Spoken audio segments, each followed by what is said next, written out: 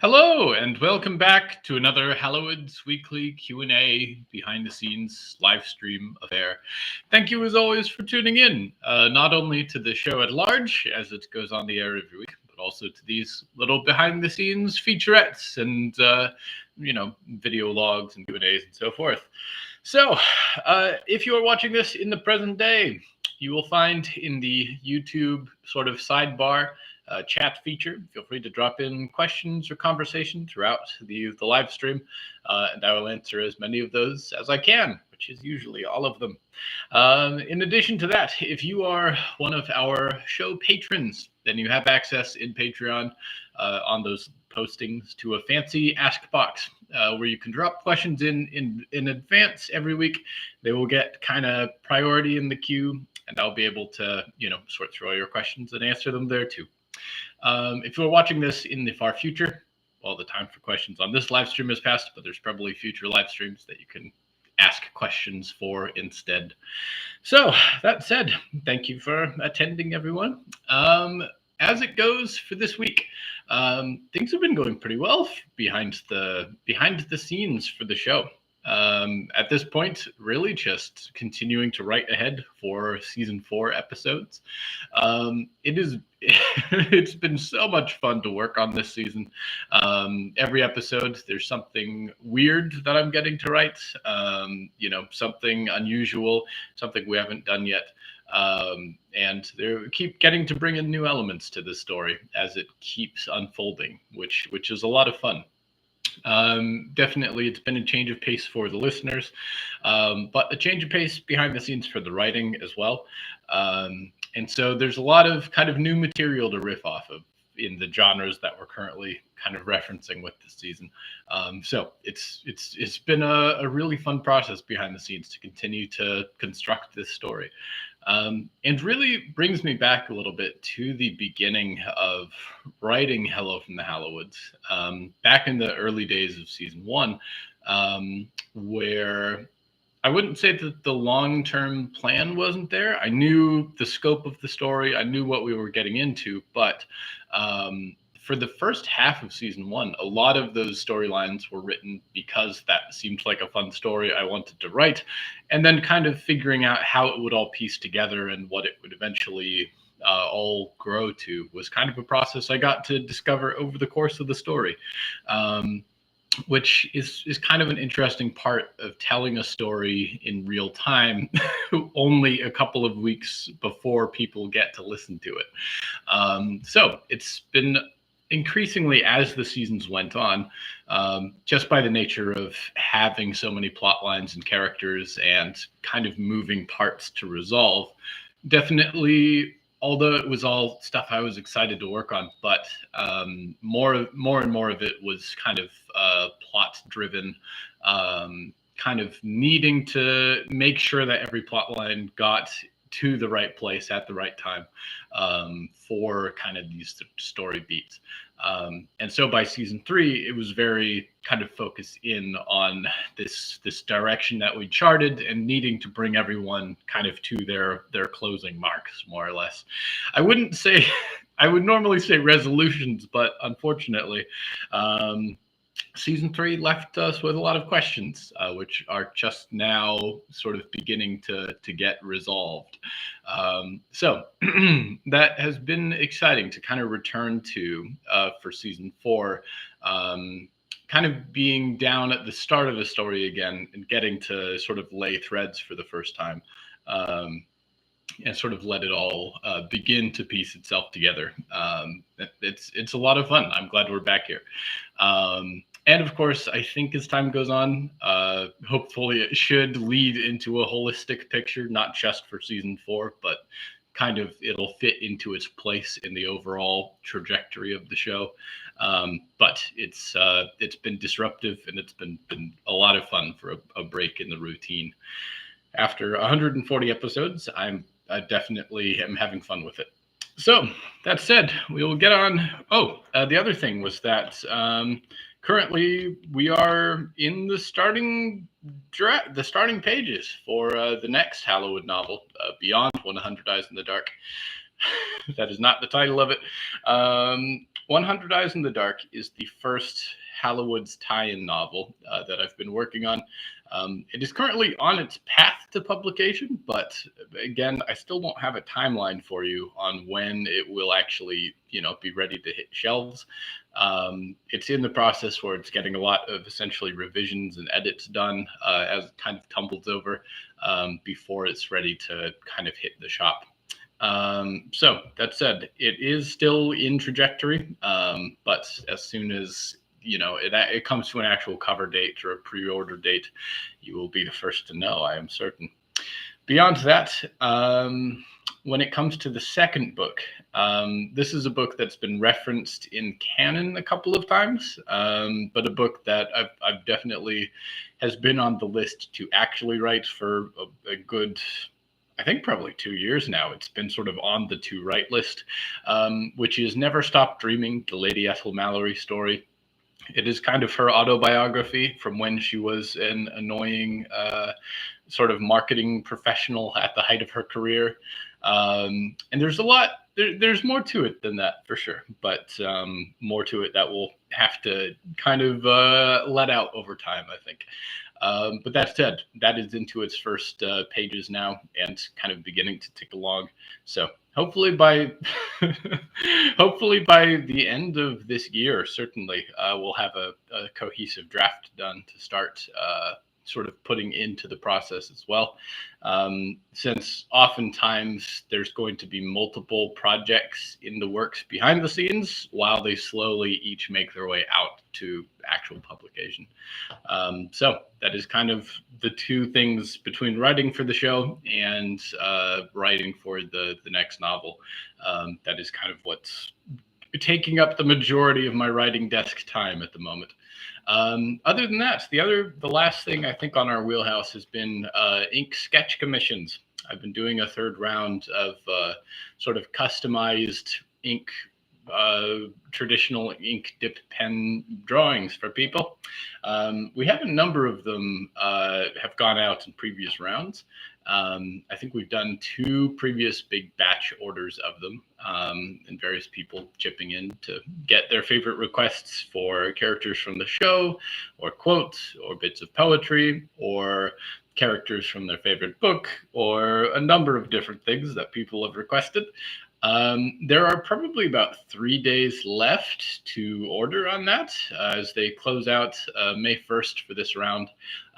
But truth be told, I've been pretty good about staying on top of the drawing. Those are mostly done. So the existing batch will go out very quickly. Usually there's a month more wait time. But I think those are about done in the drawing stage, actually. So what's left is just to package those up and send them out. But if you have any last minute wishes or requests for ink sketches, by all means, go ahead. Probably after this, I don't know. I'm sure eventually we'll do another round, but I might try a different angle or try to do something else for the next one rather than doing the same like little cutout sketches every time. So by all means. That said, and a great thank you to anyone who's watching who has put in an order. These little sort of side projects do help keep the show afloat in its harder months. And so it goes a long way towards keeping the bills paid, as it were. But that said, we are onwards to our questions. So we have this week one question in the patron ask box from the generous Theodora Zucker. Theo says, any advice for an aspiring audio drama actor? Any lessons you've learned throughout the process of doing Hello from the Hallowoods? Thank you. So, as far as acting in audio drama goes, I find there's probably like 2 areas of advice people are searching for. One of those would be the acting itself, and then one of them would be how to get into it, essentially, or how to actually end up on audio drama. I'll start with the second one first. Probably, if you are looking to get into audio drama in this day and age, you're coming in at a great time. Because I think more than almost ever I've seen it before, people are chipping in with questions, or not questions, but they are joining the space with kind of new shows, and for new shows, often looking for a voice cast. Um, Definitely over this kind of boom for audio drama that we've seen in the last few years. Starting with like a big wave of enthusiasm coming off of the Magnus archives, um, and then people branching out and listening to other shows and beginning to discover the space that way. Um, a lot of people, rightfully so, myself included, have begun to wonder, like, oh, why don't I make a show? It seems pretty easy. You can write, you can record, you can put it together, and there's no one to stop you from taking your work of fiction and putting it into audio form on the internet, which is fun. I would recommend it to anyone. But you'll be faced with a question when you start to make a show like that, and that is, how is the narrative frame going to work, and how many voices are you going to try and support? This was a question Hello from the Hallowoods had to tackle. I mean, in its very first planning stages, um, and the resolution that I came to was that it would be very difficult to do a weekly show that goes on ad infinitum, pretty much, or for like multiple years. Um, it would be very difficult to do this if we also had a voice cast to work with. Both compensating said voice cast, which eventually we would want to do, but on top of that, it adds a lot to the weekly workload if you have to balance other people's schedules in addition to your own schedule. Um, and Hello from the Hallowoods was intended to be a weekly show. It was going to be coming out in a lot of quantity. It would be a lot of work every week. And so I wasn't about to hold anyone accountable to that same work schedule, because it's a lot to keep up with. So we ended up with a narrative frame where Nick conveniently narrates most of the show, but still left the door open to have guest actors on, via other people speaking in dream, more or less. And that, I really did want that door open just so that we could collaborate with other shows, that we could have other voices on from time to time, but it wouldn't be required for the vast majority of the show. So for our like huge amount of content, I wouldn't have to be balancing around anyone else's ability to record or keep up with recording. However, if you're going to recruit a voice cast, then it's likely that you won't want to do a weekly format that goes every single week, and requires that much work. Possibly you'll be making a batch of episodes beforehand, and then uploading them at a given time. There's ways to make it a little bit easier on your voice actors, and the more actors you have, the more planning it's going to take. So what I tend to see a lot of these days is small audio drama creators starting out. They know they want a voice cast. They're going to record and produce like 8 to 12 episodes, often for first season in advance. And they tend to put those casting calls out on the internet. I think when it comes to places that it would be good to kind of be on the lookout for that. Sad to say, but Twitter/X is still where a lot of audio dramas put out their calls for auditions. I think either by following existing audio dramas that you can find and seeing just what comes up in your feed through them. That's often a way to find it, or I guess go searching for audio drama. Tumblr also tends to be a similar place where show accounts will be posted and they'll announce casting calls. I think that was probably the case for shows like Ealer's Choice, which I got to play a guest role on. But within those auditions, you'll generally be able to scroll through a sheet and see a list of the characters they're looking for, any particular qualities for the voice for each of those characters that they're shooting for. And from there, you can kind of determine who you want to play, if anyone, and send your audition in. Discord would be the third one. If you hang out in Tumblr, or Twitter or other spaces where audio drama people congregate, it's generally not too hard to find your way into some Discord servers for people who are trying to produce and create audio drama. Um, and that is definitely the way to go when it comes to finding audio voice roles as well. Because a lot of people will be posting in there being like, hey, we've got a season coming up. Here's the premise. Here's the characters. Send us an audition this way if you're interested. So yeah, for finding audio drama roles, take to social media, look for shows that are starting out, look for folks that are interacting with the bigger audio drama spaces, and you can probably find your way into some voice roles fairly organically. Um, Even bigger shows from time to time do put out cert calls for looking for voice content or looking for new actors for particular spots. So just keep a weather eye out. The other thing is that a lot of times, very small new shows will either not be able to pay very much, or they won't be able to pay at all for their audio content. So it depends kind of on how you're looking to get into audio drama voice acting. For me, I don't get paid for a lot of my voice roles, or rather, there's a couple big shows that I do get paid for appearances on, because they have really gotten to the point where the show has a budget that can pay actors.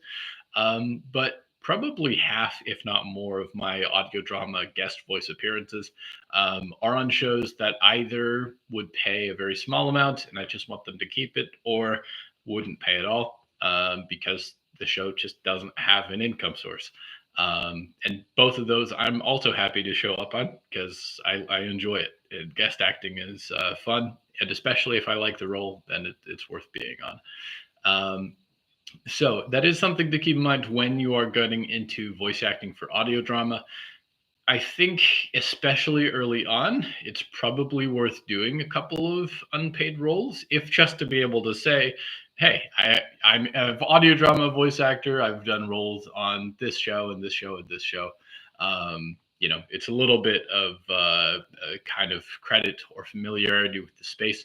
The other thing is that by getting involved in projects with some creators, your network will generally continue to expand.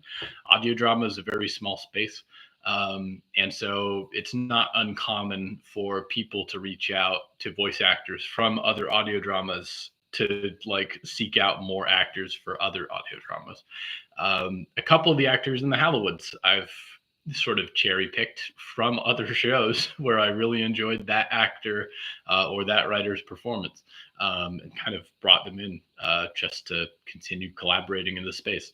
And certainly, even for me, I think a number of the guest roles that I've received have been because people knew me through other audio drama connections and wanted to kind of work with me.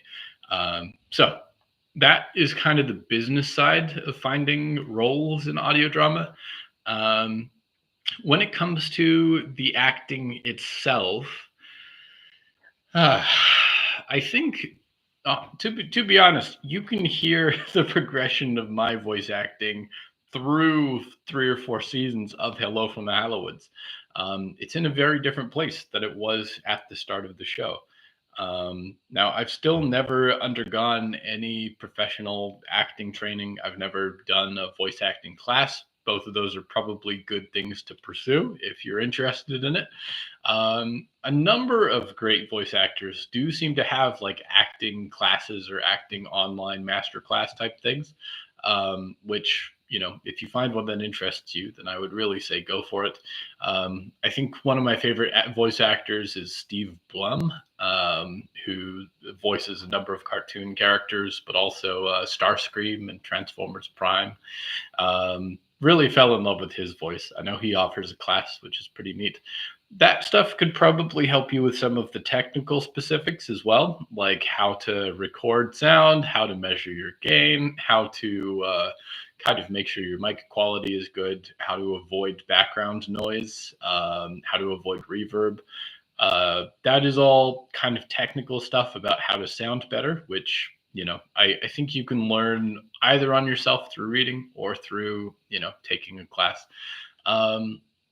That said, I think for me, one of the most important things that's just kind of evolved over time, and I've gotten better at doing it, is to kind of try and find the interest, the inflection for that character. You want to generally try and add as much personality as you can to the lines. Um, if it's a serious character, then I think you want to try and find the points of human connection, the points of charm or the points of tone that they have, in order to get away from a kind of one note serious character is serious performance, and try to find a little bit of the nuance and the personality that's going to make them fun to keep listening to sentence after sentence. One of the biggest struggles, I think, with Nicky Nick, especially at the start of the show, was that I had a picture for what his voice wanted to sound like. I had a picture for who he was a bit, but I couldn't necessarily pull off the things I wanted to do with my voice at the time. And then on top of that, I think finding his sense of humor and finding his inflection and making sure that his voice alternates in pace and sound, and doesn't just sort of do the same monologue the whole time and kind of creepy. Like, um, there's a marked difference in the very first episodes when I was just stepping into voice acting versus Nicky Nick now. And you'll find that it's because he now alternates his pace of tone a lot more. He talks with a little bit more interest. He goes up and down and philosophizes and, gets sorrowfully tragic and yells and whispers, as opposed to just kind of the one note like monologue that you had at the start. So those are the little things to look out for, I think, when it comes to performance. And I think that might help set you apart a little bit, because when it comes to audio drama, all we really have to work with beyond the description that's handed to us, is the voice of this character, whoever we're tuning in for. And so you want to make that as engaging a performance as you can. And instead of providing interest by body language or by gesture or by outfit, you're going to have to provide it all through your tone of voice. So change up the pace, change up the ups and downs, the sound and the tone. Um, you know, keep looking for ways to kind of innovate with the roles that you're given. And it's good to try new things from time to time to kind of push your ability or your kind of. I think there've been a couple of roles where I tried to do something really weird for a voice instead of just what would be easiest and most expected. Um, and some of it more successful than others, but I'm still glad that it was a chance to like try out something new and try speaking in a way I hadn't before, rather than like just kind of repeating my safe performances. So looking for those opportunities has been a way I could kind of branch out a little bit too. So I hope, Theo, this is a little bit of help or insight. This is at least what I see from my stance in it. That said, we have a couple of questions in the chat, which we will get to. So MKT says, will there be other books that are in the canon of the show, like the Buck Detective books? Maybe. I would certainly like there to be. We will see how palatable to publishing some of those are. But that said, I do maintain like a little list of all the books we've referenced in the canon of the show that would be fun to kind of write as a real book. Definitely growing up, like there were a couple of books I really enjoyed along those lines. The classic Dragonology is a manual for dragon studiers written in a world where people where dragons exist. And so it's a big book on dragons for kids, but it is set in a world where there's this particular canon and these reasons that dragons are in hiding and all of this, and it really transports you to a different place, or it does if you're a small impressionable child who loves dragons. That said, and they even wrote fiction books. They wrote one fiction book which never got any sequels, tragically, because it was great. But it was set in that world and had people, self-insert young characters meeting dragons. But that said, I also really enjoyed. There's a concept art book that is a field journal for the Spiderwick Chronicles. And the whole thing is laid out like a naturalist journal with all these illustrations of each of these different fantastical creatures that live in the Spiderwick Chronicles universe. The cover looks like a leather-bound journal. There's ink stains and sketches and places where the pages have been touched by water, and just it. I really enjoyed the idea that you could own an artifact from that world, or kind of an object that is itself referenced within the story. So I'm very much a fan of giving people that kind of thing. We've done it a tiny bit. We have like Downing Hill metal library cards as one of our higher patron perks. That was again kind of the same hope.